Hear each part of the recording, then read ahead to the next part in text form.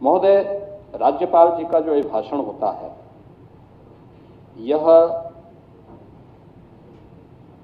अभिभाषण शासन की उपलब्धियों और भावी कार्य योजनाओं का एक दस्तावेज होता है। सरकार की क्या कार्य हैं और सरकार की कार्रवाई के परिणाम क्या हैं, प्रतिवर्ष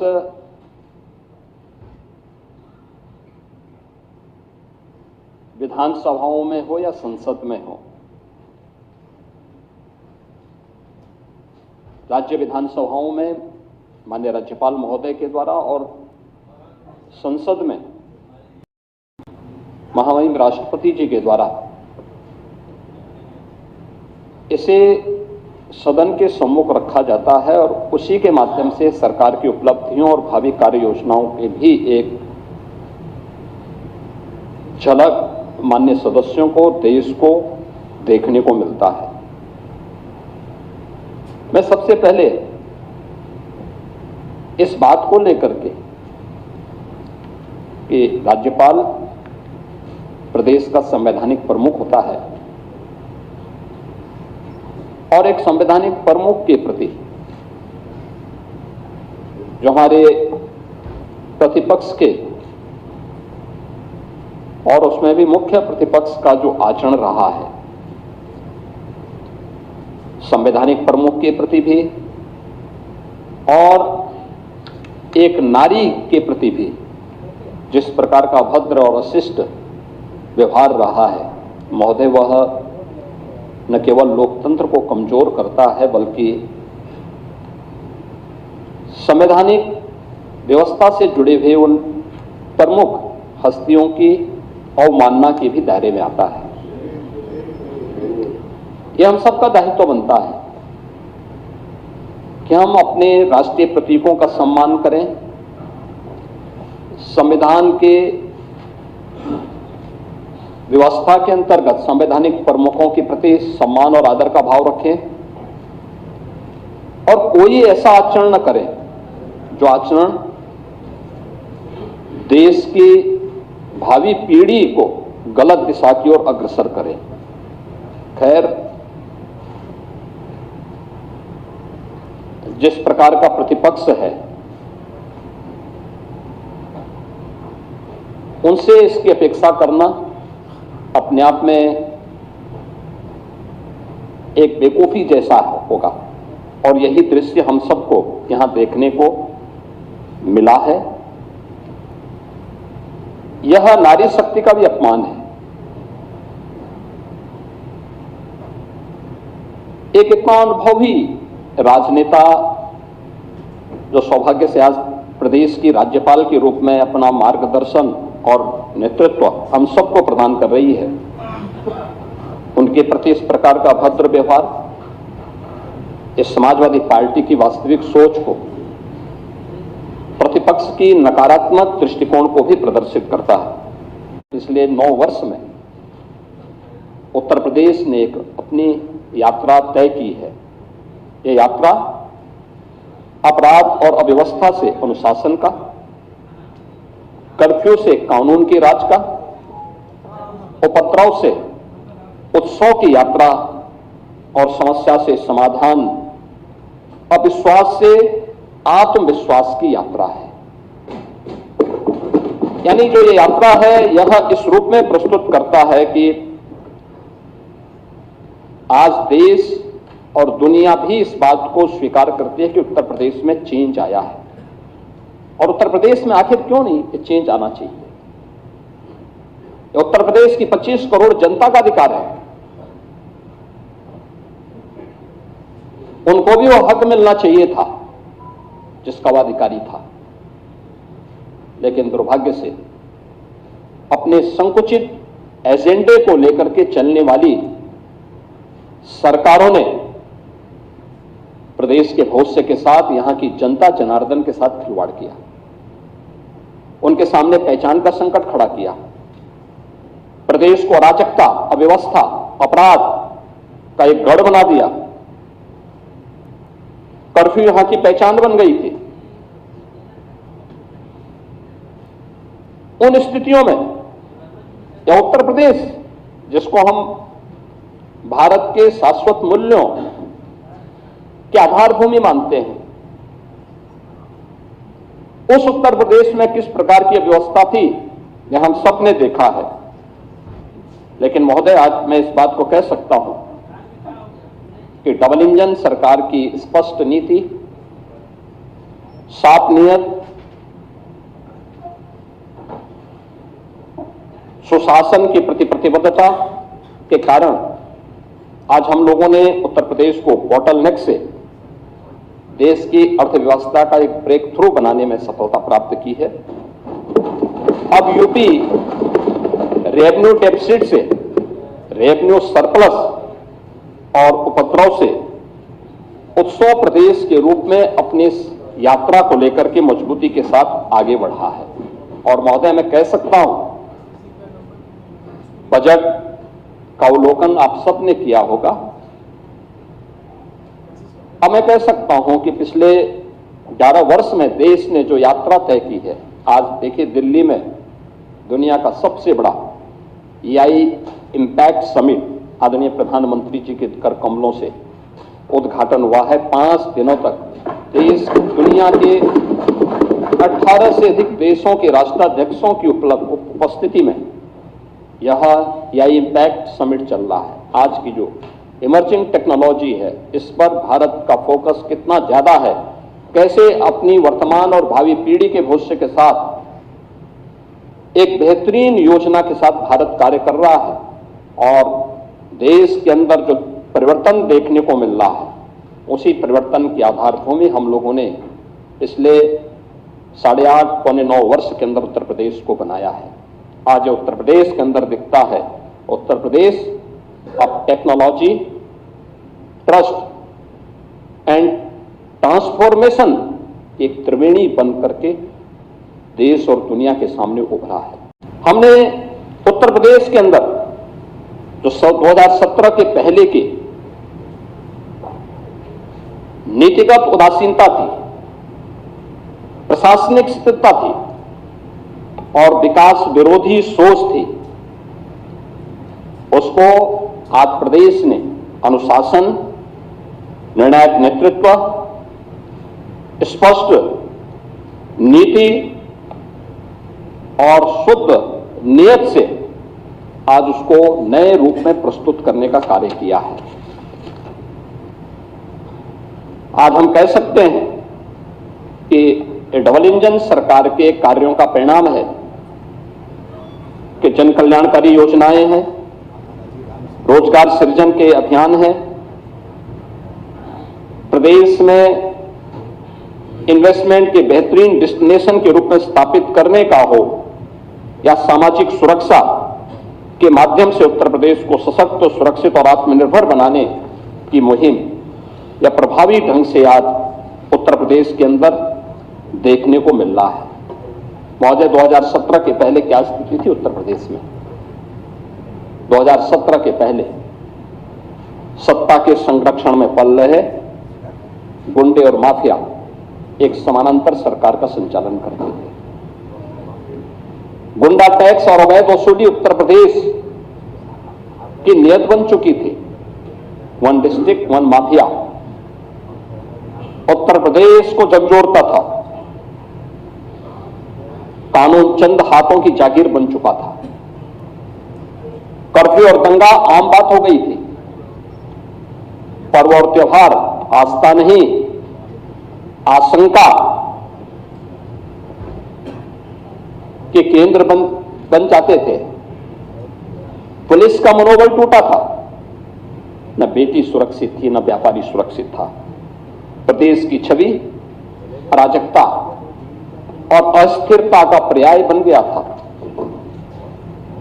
महोदय, 2017 के बाद यही उपद्रवग्रस्त उत्तर प्रदेश आज उत्सव प्रदेश बन गया है।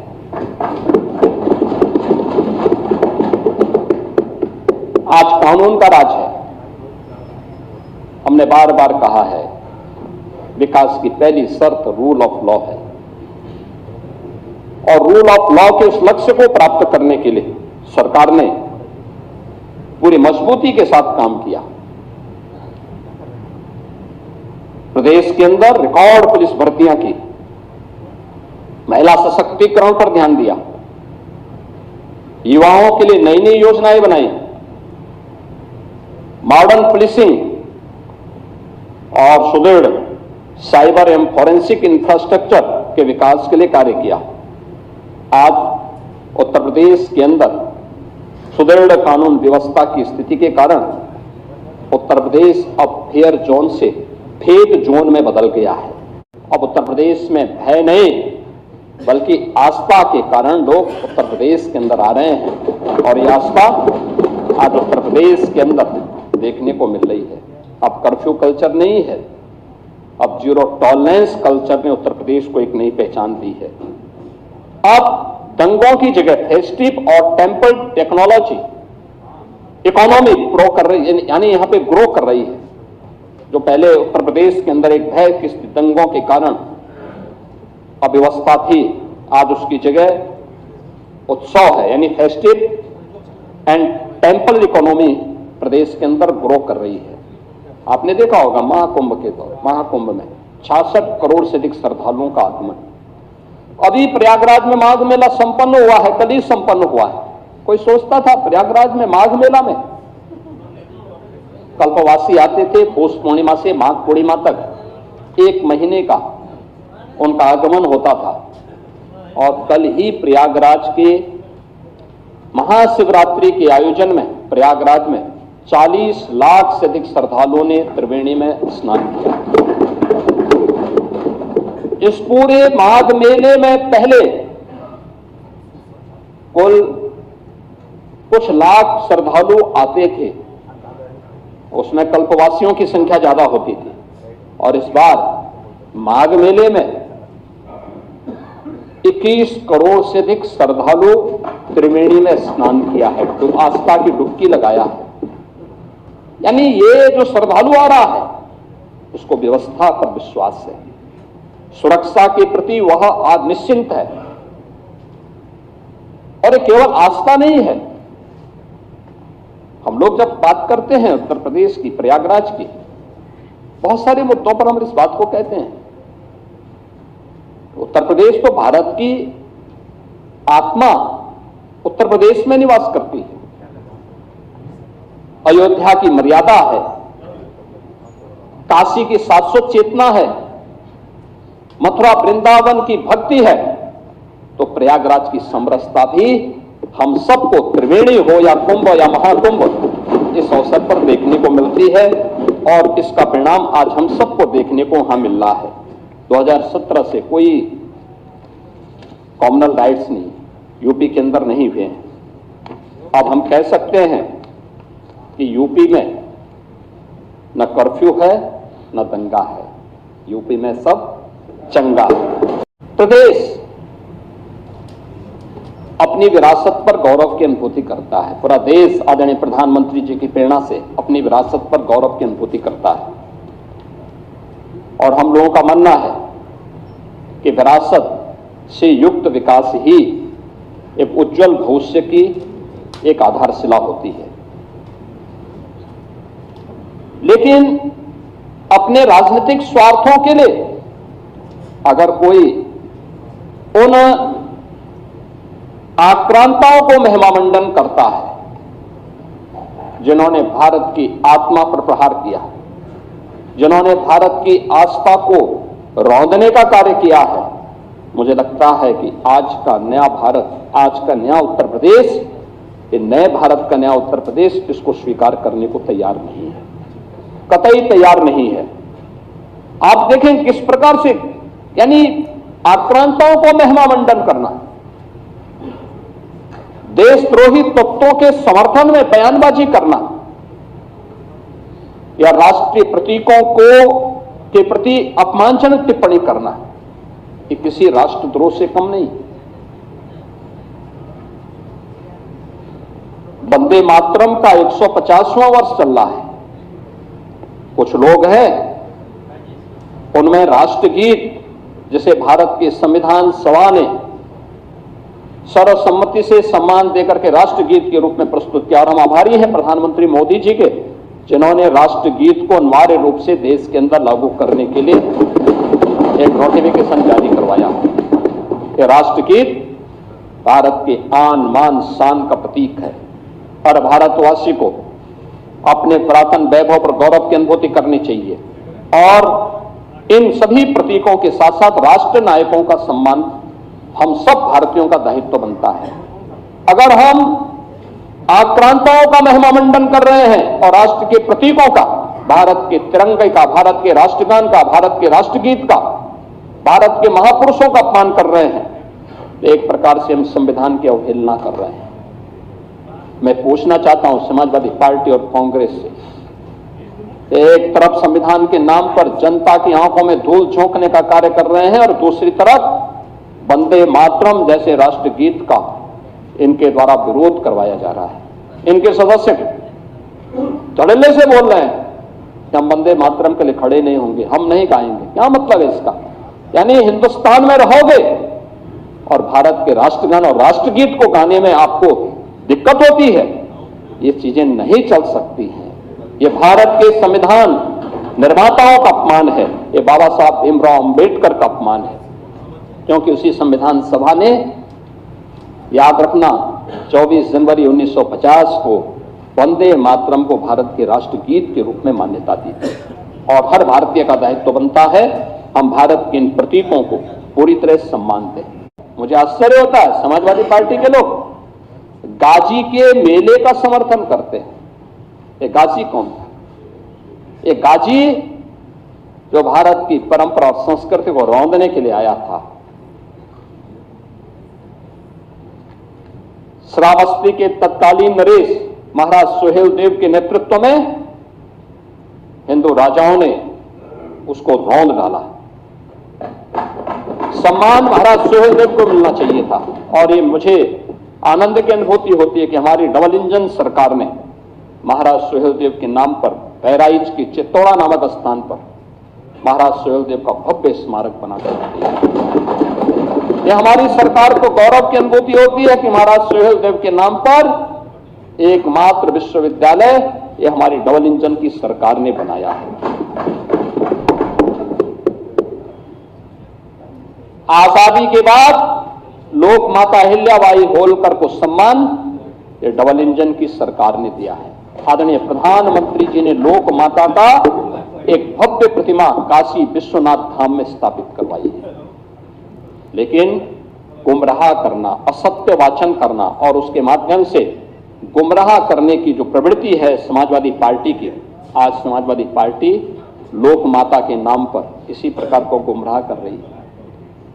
राम मंदिर का विरोध करते हैं, काशी विश्वनाथ धाम का विरोध करते हैं, क्या उस प्रकार के तत्वों को प्रश्रय देते हैं। ये प्रवृत्ति दिखाती है इनको भारत की आस्था के प्रति कोई सम्मान नहीं है, कोई सम्मान नहीं है। जन्माष्टमी को रोकने का काम, कांवड़ यात्रा को रोक लगाने का काम, अयोध्या की 84 कोसी परिक्रमा हो या दीपोत्सव और रंगोत्सव के कार्यक्रम, यह प्रतिपक्ष से जुड़े हुए दलों ने अपने समय में इनको रोकने का काम किया था। कांग्रेस तो सुप्रीम कोर्ट में यहां तक कह दी थी कि राम और श्री कृष्ण ये दोनों मिथक हैं।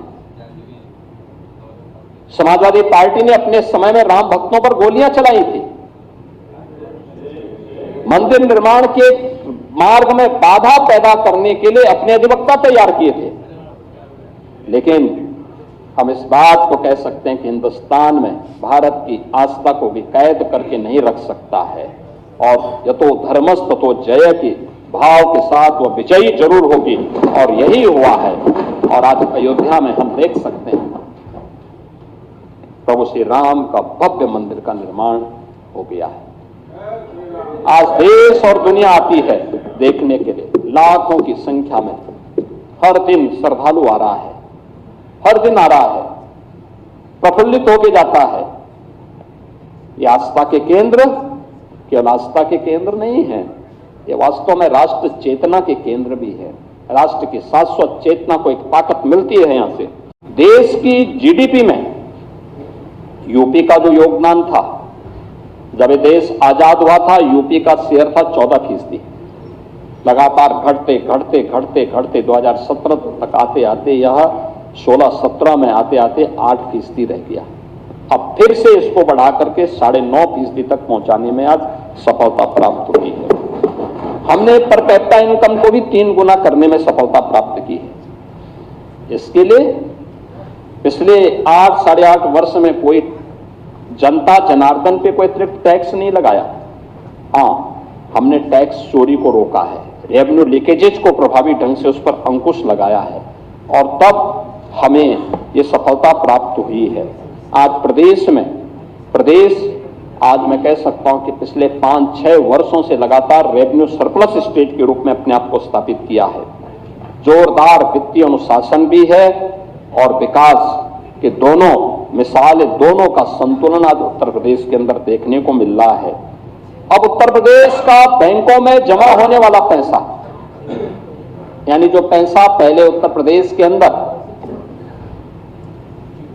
100 रुपया अगर जमा होता था तो मात्र 43 रुपया बैंकों में जमा, वहां पब्लिक के उपयोग में खर्च होता था।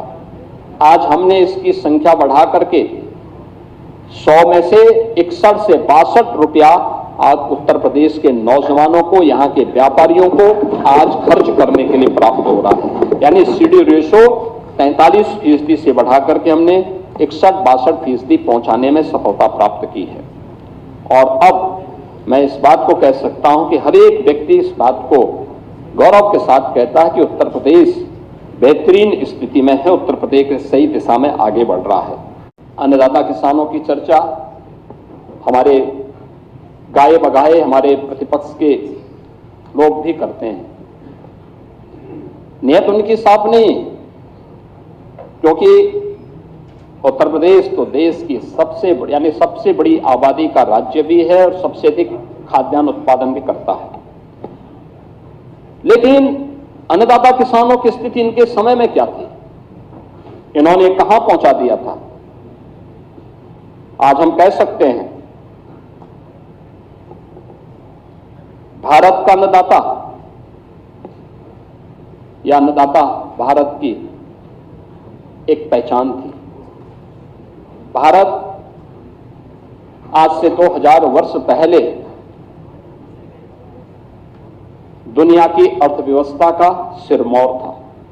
44 से 45% अर्थव्यवस्था पर भारत का एकाधिकार था और भारत का स्वर्ण युग था। आज से 400 वर्ष पहले भी यही भारत के अंदर स्थिति थी कि भारत का शेयर ग्लोबल इकोनॉमी में भारत की स्थिति 24 से 25% पर भारत का अधिकार था। औपनिवेशिक काल में यहां पे शोषण किया गया, लूटा गया, परंपरागत उद्यम को समाप्त किया गया। अन्नदाता किसानों को जो पहले उत्पादक था उसको उपभोक्ता बना करके रख दिया। कच्चा माल यहां से बाहर जाता था, सस्ते में वहां से पक्का माल बन करके आता था और उस पर भारी टैक्स लगते थे और वो महंगा होकर के यहां बेचा जाता था। लेकिन आज हम कह सकते हैं कि अब जो पिछली सरकारों ने भी औपनिवेशिक काल की उसी मानसिकता के साथ अन्नदाता किसानों के साथ अपने एमएसएमई सेक्टर में परंपरागत उद्यम के साथ जुड़े हुए जो कारीगर थे, इनके साथ यही व्यवहार किया।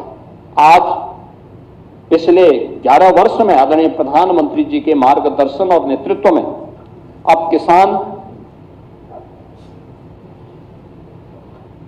उत्पादक से उसे हमने फिर से उसकी पहचान उस रूप में प्रस्तुत की है। चाहे वह अपने आप में किसान हो, कारीगर हो, इन सभी को हम लोगों ने मजबूती के साथ आगे बढ़ाया है और हम इस बात को मानते हैं कि देश किसानों के श्रम से, कारीगरों की सृजनशीलता से खड़ा हुआ है। हर गांव हमारे यहां एक आत्मनिर्भर इकाई हुआ करती थी। ग्राम स्वराज उसकी आधारशिला थी। आज चाहे वह कृषि हो, पशुपालन हो, हस्तशिल्प आदि कोई भी क्षेत्र रहा हो, यहां पहले किसान उत्पादक था, कारीगर स्वयं में उद्यमी था, व्यापारी राष्ट्र को जोड़ने की सेतु हुआ करता था। उत्तर से दक्षिण, पूरब से पश्चिम, पूरे देश को जोड़ने का काम होता था। 17 के पहले कृषि के बारे में कोई स्पष्ट नीति नहीं थी। अन्नदाता केवल एक वोट बैंक बन गया था। लागत अधिक थी, उत्पादन कम था और बिचौलियों का वर्चस्व था। 17 के बाद डबल इंजन की डबल स्पीड, लागत कम, उत्पादन ज्यादा। अन्नदाता को विकास में भागीदार बनाया गया और अन्नदाता से उद्यमी बनने की एक कहानी आज उत्तर प्रदेश के अंदर देखी जा सकती है, जब हमारा अन्नदाता किसान एफपीओज के माध्यम से, या जब गांव की एक महिला डोन दीदी के रूप में अपनी एक पहचान बनाती है। आज विकास की यात्रा में हमारा अन्नदाता किसान सक्रिय रूप से सहभागी बना है। हमारा संकल्प कृषि को income based and value edition model के साथ जोड़ने के साथ ही अन्नदाता किसानों की आय को बढ़ाना है। आज उत्तर प्रदेश में कृषि विकास की दर 8-8.5% से बढ़कर के 18% हम लोगों ने प्राप्त किया है। एमएसपी पर पारदर्शी खरीद हो रही है और डीबीटी का जो पैसा है वो सीधे डीबीटी के माध्यम से अन्नदाता किसानों के खाते में जा रहा है। यह तब है, इसी का परिणाम है 11% देश के अंदर कृषि का जो कुल भूमि भूभाग है 11% यूपी के पास है, लेकिन इस 11% में उत्तर प्रदेश 21% खाद्यान्न उत्पादन कर रहा है। अब अन्नदाता बीज से बाजार तक एक ग्लोबल मार्केट एक्सेस उसको उपलब्ध है और प्रधानमंत्री किसान सम्मान निधि में भी उत्तर प्रदेश के अन्नदाता किसानों को 95,000 करोड़ रुपए से अधिक की धनराशि सीधे उनके अकाउंट में हस्तांतरित हुई है। आज अन्नदाता किसानों को उन्नत बीज, प्राकृतिक खेती, ड्रोन और जलवायु अनुकूल आधुनिक तकनीक की सीधी जानकारी सरल भाषा में उपलब्ध कराने का काम भी प्रदेश भर में हो रहा है। कृषि वैज्ञानिकों, स्टार्टअप्स और प्रगतिशील किसानों से व्यावहारिक प्रशिक्षण भी आज अन्नदाता किसानों को प्राप्त हो रहा है। खेती के बाद खेत में सारे कृषि वैज्ञानिक जाते हैं और किसान के खेत में चर्चा होती है। मुझे भी कई जनपदों में जाने का अवसर प्राप्त हुआ था। Drone dosing, FPOs, agri startups और फूड प्रोसेसिंग के माध्यम से फसलों का मूल्यवर्धन हो रहा है। अब प्रदेश में विश्व बैंक के सहयोग से यूपी एग्रीज यानी Uttar Pradesh agriculture growth and rural enterprise ecosystem strengthening project, यह परियोजना के माध्यम से भी आज उत्पादकता में वृद्धि करने, संसाधनों के कुशल उपयोग करने, कृषि आधारित उद्योगों के विकास और कृषि उत्पादों की गुणवत्ता सुधार पर विशेष ध्यान दिया जा रहा है। एक बात जो बार बार अन्नदाता किसानों की ओर से आती थी, वो आती थी निराश्रित गौवंश की। स्वाभाविक रूप से 17 के पहले प्रदेश के अंदर स्लॉटर हाउसेस धड़ल्ले से चलते थे, व्यापक तस्करी होती थी, आस्था के साथ खिलवाड़ होता था। जीरो टॉलरेंस की नीति के तहत गौ हत्या, गौ पर एक कठोर कानून प्रदेश के अंदर बना। हम लोगों ने प्रदेश के अंदर गौ तस्करी को रोका। तमाम गौवंश निराश्रित होकर के सड़कों पे आया। आज 7,727 से अधिक गौ आश्रय स्थल उत्तर प्रदेश के अंदर संचालित हैं, जिनमें 16 लाख से अधिक गौवंश संरक्षित है और प्राकृतिक खेती, गौ आधारित खेती, इसी के माध्यम से आज हम आगे बढ़ा रहे हैं और उसी का परिणाम है कि आज उत्तर प्रदेश दुग्ध उत्पादन में अग्रणी राज्य है और मत्स्य उत्पादन में भी उत्तर प्रदेश ने दुगने से अधिक की सफलता प्राप्त की है। महोदय, गन्ना किसानों की चर्चा अक्सर सदन में होती थी। आज देश के कुल गन्ना उत्पादन का 55% उत्तर प्रदेश का किसान उत्पादन कर रहा है। सन 2000 से 2017 के बीच कुल 2,14,000 करोड़ का भुगतान हुआ था 17 वर्षों में, और 2017 के बाद से अब तक पिछले 8-8.5 वर्ष में हम लोगों ने 3,06,000 करोड़ रुपए का गन्ना मूल्य का भुगतान किया है। यानी 90,000 करोड़ रुपए से अतिरिक्त भुगतान आधे समय में हम लोगों ने अन्नदाता किसान को किया है। 122 चीनी मिलें संचालित है और गन्ने का दाम 400 रुपया प्रति क्विंटल भी हम लोगों ने किया है। इथेनॉल प्रोडक्शन 41 करोड़ लीटर से बढ़कर के 182 करोड़ लीटर आज प्रदेश के अंदर हो रहा है, और ये इथेनॉल उत्पादन, इथेनॉल ब्लेंडेड पेट्रोल प्रोग्राम के अंतर्गत अब शुगर यानी इथेनॉल सेक्टर को एश्योर्ड कैश फ्लो सेक्टर बना दिया है। महोदय, आज प्रदेश के अंदर अगर आप देखेंगे निवेश के लिए किस प्रकार के कार्य हुए हैं। 17 के पहले न कोई नीति थी, न सरकार की नीयत थी। असीम संभावनाओं के बावजूद प्रदेश में कोई निवेशक नहीं आता था, क्योंकि निवेश की पहली शर्त है सुरक्षा, निवेश की दूसरी शर्त है सुविधा, और निवेश की तीसरी शर्त है कि हम एक पॉलिसी बना करके उन्हें प्रस्तुत करें, उनको बताएं कि हमारी ये पॉलिसी है, इस पॉलिसी के अंतर्गत आप यहां पर आइए, अपना विकास, अपना निवेश करिए। लेकिन ये तीनों प्रदेश के अंदर नहीं थी। एक fearless business, ease of doing business, trust in doing business, आज ये यूपी की एक नई पहचान बनी है, यूपी के अंदर एक नई पहचान दे रही है। आज हम लोगों ने ट्रिपल एस पर काम किया है, यानी प्रदेश के अंदर सेफ्टी है, स्टेबिलिटी है और डबल इंजन की सरकार होने के नाते स्पीड स्वाभाविक है। ये तीनों ट्रिपल एस के तहत सेफ्टी, स्टेबिलिटी एंड स्पीड, ये उत्तर प्रदेश की एक नई पहचान बनी है। पॉलिसी पैरालिसिस से पॉलिसी स्टेबिलिटी, आज ये उत्तर प्रदेश की इस ऐतिहासिक यात्रा की गवाह है।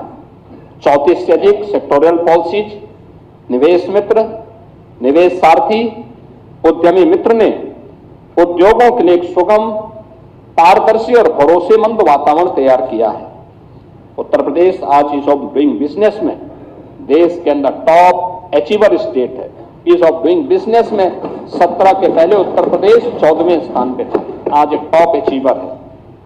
देश का पहला राज्य जिसने व्यापक सुधार के सभी मानकों को पूर्ण रूप से क्रियान्वित किया है, आज वो उत्तर प्रदेश के अंदर देखने को मिल रहा है। डीरेगुलेशन रैंकिंग में देश में प्रथम स्थान यूपी का है। डीक्रिमिनलाइजेशन के द्वारा हमने 13 राज्य अधिनियमों के 99% आपराधिक प्रावधानों को खत्म किया है। 2017 के पहले, आजादी के बाद से 2017 तक कुल कारखाने बने थे 14,000 स्थापित हुए थे, और 2017 से अब तक इनकी संख्या 31,000 पार कर गई है। Industry first, investor first approach के कारण आज उत्तर प्रदेश, जो हमारे वैश्विक निवेशक हैं, उनके लिए एक सुरक्षित, स्थिर और विश्वसनीय गंतव्य के रूप में उत्तर प्रदेश ने अपनी एक नई पहचान बनाई है।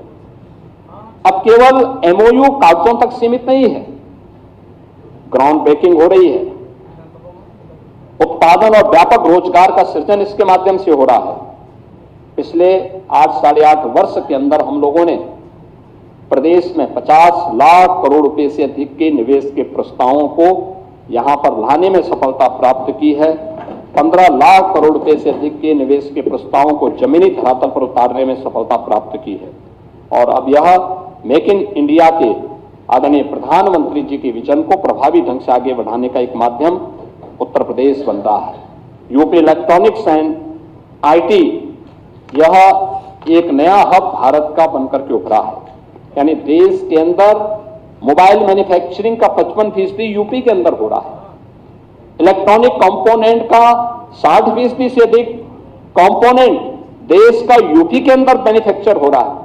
यानी ये चीजें बताती है नए भारत के लिए उत्तर प्रदेश की ये पोटेंशियल है, ये उत्तर प्रदेश के अंदर अब देखने को मिल रहा है। अब उत्तर प्रदेश के अंदर डिफेंस, मैन्युफैक्चरिंग और स्पोर्ट्स जैसे क्षेत्रों में भी आज उत्तर प्रदेश में तेजी के साथ निवेश बढ़ा है। आज उत्तर प्रदेश, इसीलिए हम कहते हैं, trust, transformation and timely delivery के एक रोल मॉडल के रूप में अपनी एक नई पहचान बनाने में उत्तर प्रदेश सफल हुआ है। आज 1 district 1 medical college, 1 district 1 product आज यूपी की पहचान बनी है।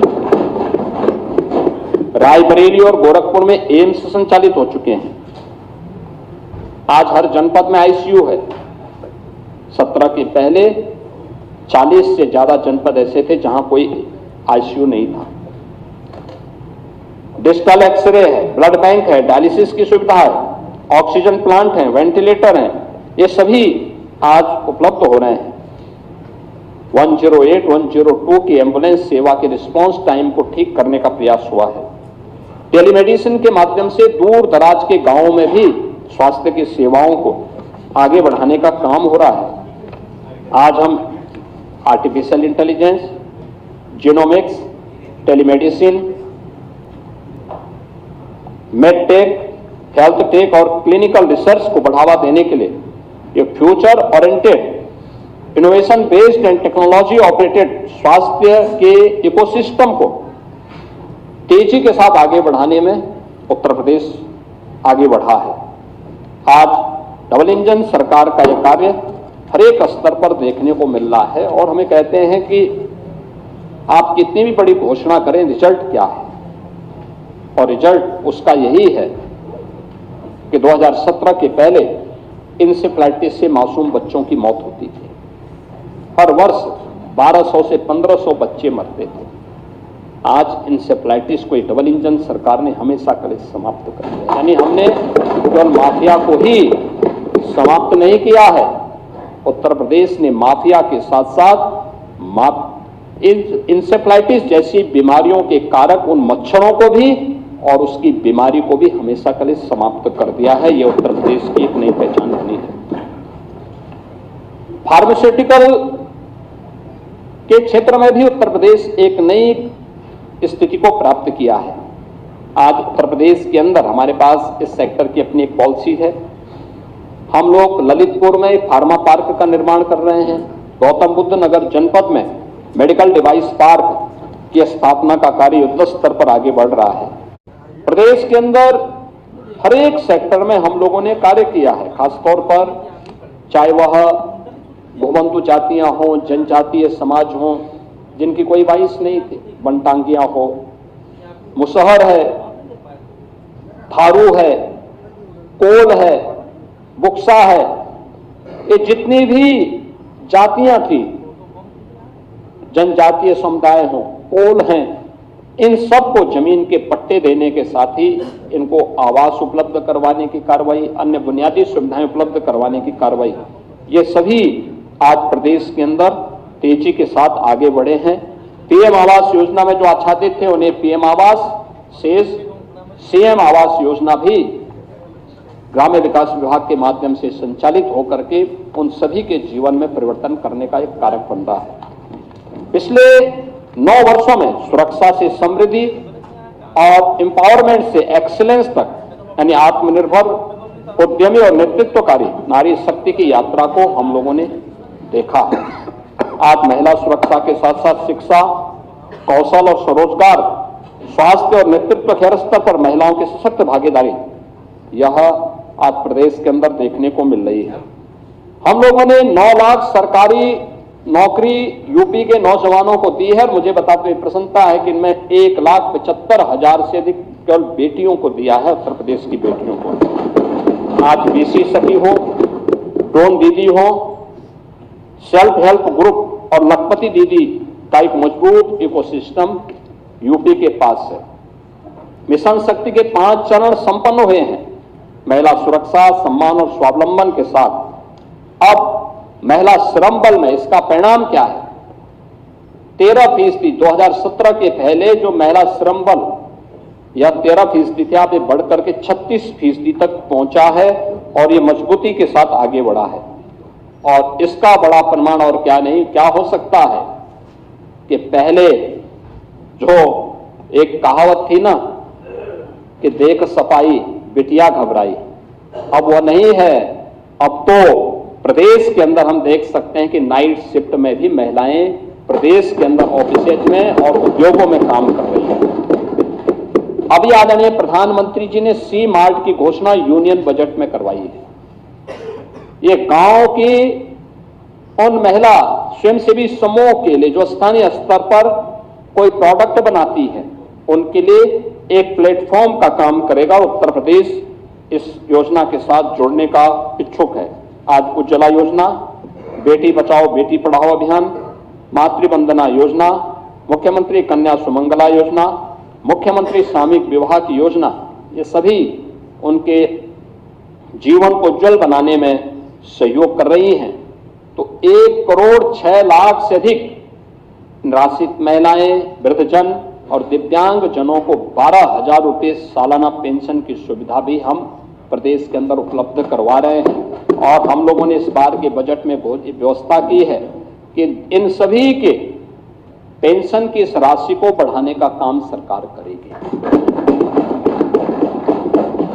इनके लिए करेंगे, आंगनबाड़ी, आशा वर्कर, इन सभी के भी मानदेय को बढ़ाएंगे। शिक्षा मित्र, अनुदेशक, इन सब के लिए भी सरकार कार्य कर रही है। और ये सरकार पहली सरकार है जिसने शिक्षा मित्रों के लिए, शिक्षकों के लिए, किसी भी कोई भी शिक्षक हो, उच्च शिक्षा के हो, माध्यमिक के हो, बेसिक के हो, वे शिक्षा मित्र हो, अनुदेशक हो, इन सबको, शिक्षणोत्तर कर्मचारियों, इनको हम लोगों ने 5 लाख रुपए तक की कैशलेस स्वास्थ्य की सुविधा उपलब्ध करवाई। ये सभी को उपलब्ध करवा चुके हैं। 1 अप्रैल से लागू भी हो जाएगा। प्रदेश के अंदर आज युवा उत्तर प्रदेश के रूप में उत्तर प्रदेश अपनी एक पहचान बना रहा है। हम देख सकते हैं देश के अंदर आबादी का सबसे बड़ा भाग हमारे पास है, सबसे बड़ा भाग यूपी के पास है। और हमें बताते हुए गौरव की अनुभूति होती है कि हमारी युवा ऊर्जा प्रतिभा संपन्न है। किसी भी सेक्टर में यूपी के नौजवानों को अवसर मिला, उसने अपनी प्रतिभा का छाप छोड़ा है। देश और दुनिया के अंदर आज वो अपनी पहचान मजबूती के साथ आगे बढ़ा रहा है। तमाम बड़ी बड़ी कंपनियों में सीईओ के रूप में अपनी धमक को दिखा रहा है। हर एक सेक्टर में उसने अपनी एक पहचान बनाई है और उस पहचान को आगे बढ़ाने के लिए आज उत्तर प्रदेश के युवाओं के लिए, उत्तर प्रदेश में यानी 56 से 60% वर्कफोर्स है हमारे यहाँ यूथ की। ये कार्य कामकाजी है और उसको शिक्षा के साथ कौशल विकास और तकनीक के साथ जोड़ने की कार्रवाई हो रही है। और इसके लिए artificial intelligence, digital technology, defence manufacturing, semiconductor और डाटा साइंस जैसे सेक्टर में भी हम लोगों ने तेजी के साथ इस कार्यक्रम को आगे बढ़ाने का काम किया है। हम सब आभारी हैं आदरणीय प्रधानमंत्री जी के, जिन्होंने कोविड कालखंड में 2020 में देश को एक नई राष्ट्रीय शिक्षा नीति दी है। ये राष्ट्रीय शिक्षा नीति परंपरागत अध्ययन के साथ साथ स्किल डेवलपमेंट पर ध्यान दे रही है और स्किल डेवलपमेंट को उसका पार्ट बना रही है। और प्रदेश के अंदर हम लोगों ने इसी को ध्यान में रख करके आज अपने कार्यक्रम को आगे बढ़ाया है। और मुझे बताते हुए प्रसन्नता है कि जब हम इस बार के बजट में आपने देखा होगा, ये जितने भी इमर्जिंग टेक्नोलॉजी है, इसमें प्रदेश सरकार ने उस पर अपनी कार्रवाई को तेजी के साथ आगे बढ़ाया है।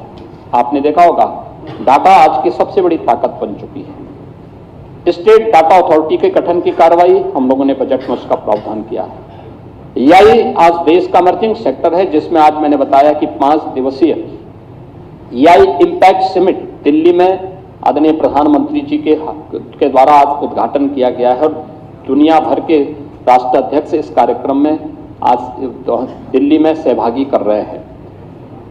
यानी इस सेक्टर में कार्य करने की जो सबसे पहली आवश्यकता है वह डाटा सेंटर क्लस्टर की, और डाटा सेंटर क्लस्टर के लिए भी हमने इस बजट में व्यवस्था की है। इसके साथ ही प्रदेश के अंदर इससे जुड़े हुए सेक्टर में हमारी वोकेशनल एजुकेशन हो, टेक्निकल एजुकेशन हो, माध्यमिक शिक्षा के स्तर पर भी हम लोगों ने एआई का बेहतर उपयोग करने के लिए बजट में इस बार प्रावधान किया है।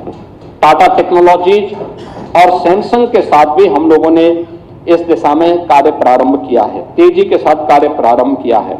और प्रदेश के युवाओं के लिए हर युवा उद्यमी बन सके, हर वर्ष 1 लाख युवा उद्यमी बनाने की कार्रवाई सीएम युवा उद्यमी स्कीम के अंतर्गत हम कर रहे हैं, जिसमें मार्जिन मनी के साथ साथ प्रदेश के अंदर उन युवाओं के लिए हम लोगों ने आज के दिन पर गारंटी मुक्त और ब्याज मुक्त उनको लोन देने की व्यवस्था की है।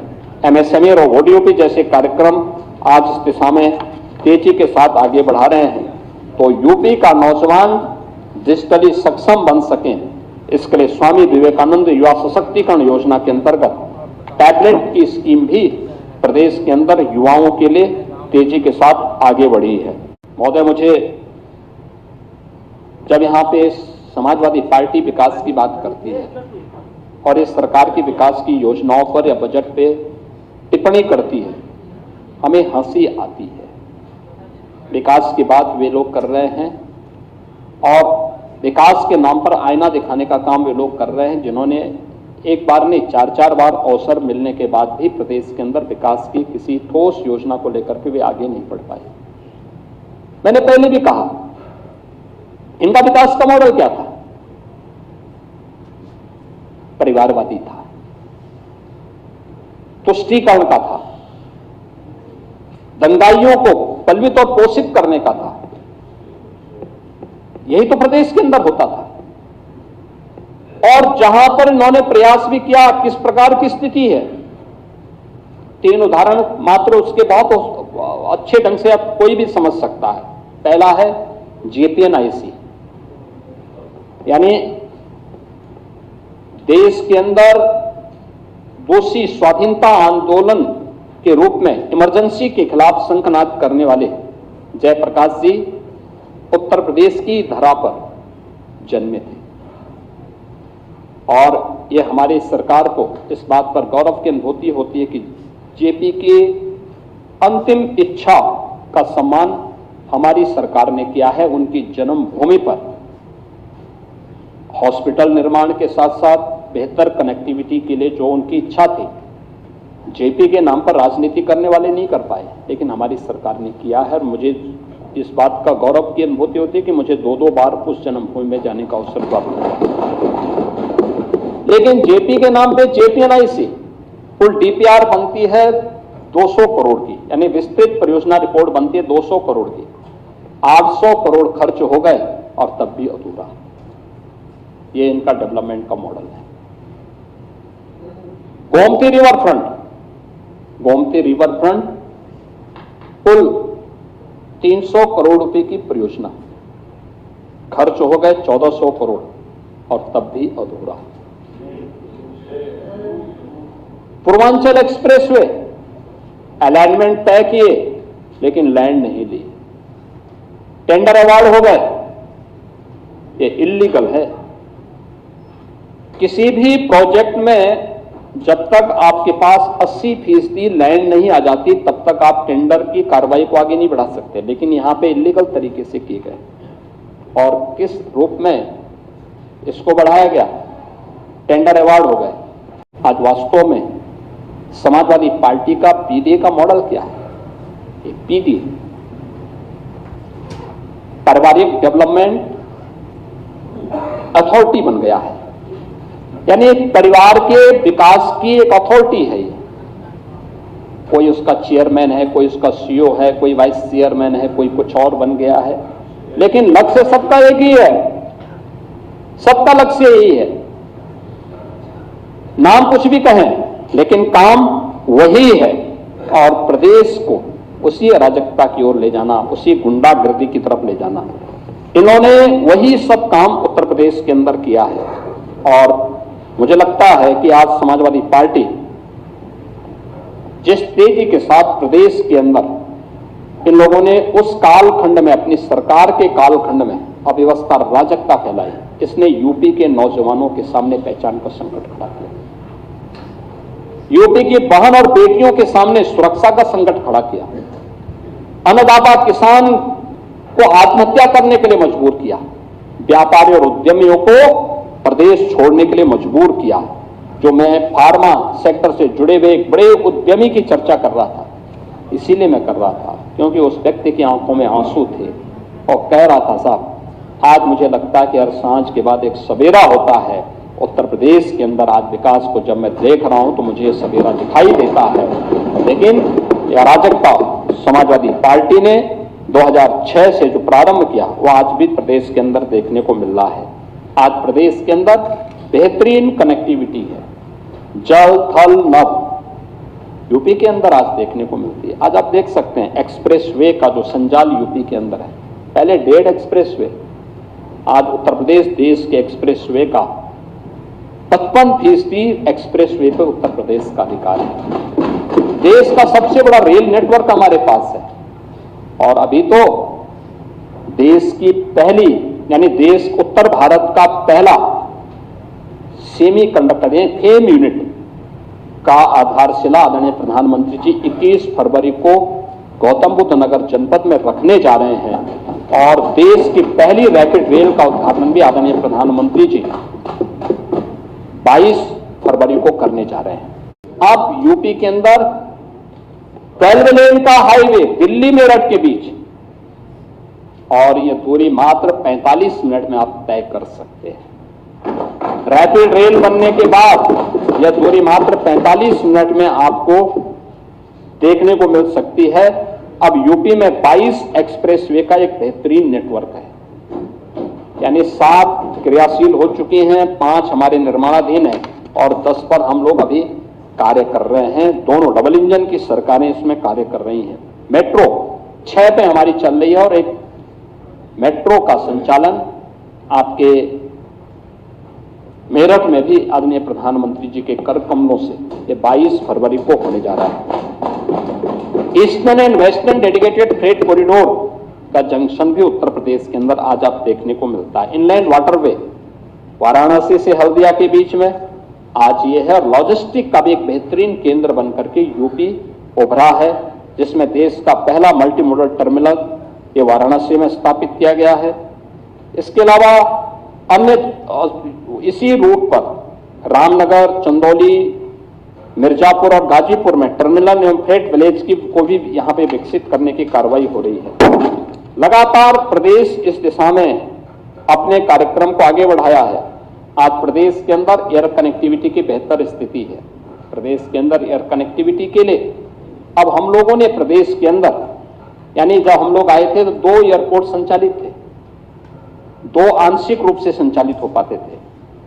आज प्रदेश के अंदर 16 डोमेस्टिक और 4 इंटरनेशनल एयरपोर्ट पूरी तरह फंक्शनल है। प्रदेश के अंदर 5वां इंटरनेशनल एयरपोर्ट जेवर में बनकर के तैयार है और इसी महीने हमारा प्रयास होगा कि आदरणीय प्रधानमंत्री जी के कर कमलों से हम इस कार्य को आगे बढ़ाएंगे। देश का पहला MRO यह भी अब प्रदेश के अंदर स्थापित होने जा रहा है और इसको लेकर के भी जिसमें एयरक्राफ्ट मेंटेनेंस एंड रिपेयर यह कार्य अब यूपी के अंदर भी होगा, जो पहले नहीं होता था और यह भी यूपी आज उस दिशा में आगे बढ़ा रहा है। आज प्रदेश के अंदर शिक्षा की स्थिति बेहतर हुई है। बहुत सारे ऐसे मॉडल यूपी ने प्रस्तुत किए हैं, जैसे ऑपरेशन कायाकल्प बेसिक शिक्षा में आज स्कूल की स्थिति बेहतर हुई है। अटल आवासीय विद्यालय निराश्रित यानी श्रमिकों के बच्चों के लिए और निराश्रित बच्चों के लिए वर्ल्ड क्लास इंफ्रास्ट्रक्चर के साथ स्कूल की सुविधा हो या आज वहां पर देखने को मिल सकता है। आज प्रदेश के अंदर CM कंपोजिट विद्यालय हर जनपद स्तर पर अभी 2-2 स्वीकृत किए गए हैं, लेकिन हमारा प्रयास है कि इसकी नेटवर्किंग को न्याय पंचायत स्तर तक फैला करके हम प्री प्राइमरी से लेकर के और 10-12वीं तक के बच्चों को एक कैंपस में पढ़ने की और बेहतरीन इंफ्रास्ट्रक्चर के साथ पढ़ने की सुविधा उपलब्ध हो, यह इस कार्य के साथ आगे बढ़ाने का काम हो रहा है। प्रदेश के अंदर प्रोजेक्ट अलंकार के तहत माध्यमिक शिक्षा और मैं जितने भी हमारे एडेड कॉलेजेस थे, जितने भी हमारे गवर्नमेंट कॉलेजेस थे, इनमें भी हम लोगों ने कार्य प्रारंभ किया है और इनको भी हमने पर्याप्त मात्रा में धनराशि उपलब्ध करवाई है। टाटा टेक्नोलॉजीज के साथ मिलकर के 150 ITI और अन्य कार्यों को भी हम लोगों ने मॉडर्न जो इमर्जिंग टेक्नोलॉजी है AI, ड्रोन, रोबोटिक, इन सभी में आज प्रदेश ने कार्य प्रारंभ किया है। अब हमारे पास राजकीय क्षेत्र में भी और निजी क्षेत्र में भी लगभग 75 विश्वविद्यालय वर्तमान में राज्य के अंदर कार्य कर रहे हैं, जो उच्च शिक्षा के एक बेहतरीन केंद्र बनकर के उभरे हैं और उत्तर प्रदेश तेजी के साथ इस दिशा में कार्य कर रहा है। आज उत्तर प्रदेश के अंदर ये सभी सेक्टर हैं जिन पे प्रदेश को एक अच्छी सफलता प्राप्त हुई है। महोदय, ये तब होता है जब एक टीम वर्क प्रदेश के अंदर या देश के अंदर काम करते हैं, तब परिणाम आते हैं। लोगों के मन में एक विश्वास होता है। हर तबके का व्यक्ति, क्या गांव हो, क्या गरीब हो, क्या युवा हो, क्या महिलाएं हो, क्या किसान हो, क्या हस्तशिल्पी हो, हर एक के मन में एक विश्वास, और वो विश्वास आज यूपी के अंदर देखने को मिल रहा है हर एक सेक्टर में।